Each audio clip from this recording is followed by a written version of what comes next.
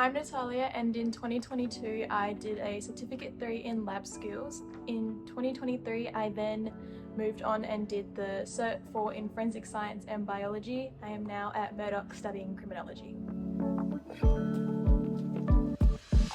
At HSH, given that I struggled in a typical school environment, I lacked the confidence to see myself going further, and studying with HSH allowed me to further my education in an alternate way that has allowed me to go to university.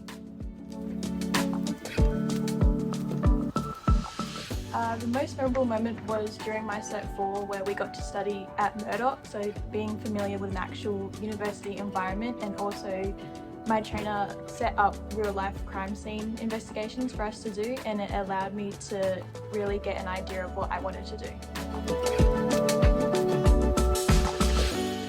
I think maybe the one where it's got like the 3 hearts around it, just because it was just there wasn't anything bad that I found about it. I just really loved it.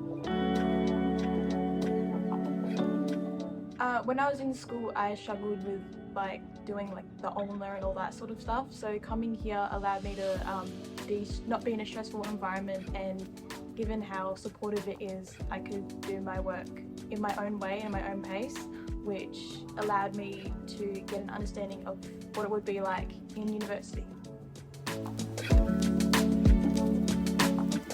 Probably when in the Cert 3 we got to go to the Harry Perkins Institute, and when we worked with the actual lab techs, that was sort of when I realised that this is what I want to do, and having those excursions and those experiences really allowed me to understand that that's what I wanted to keep doing.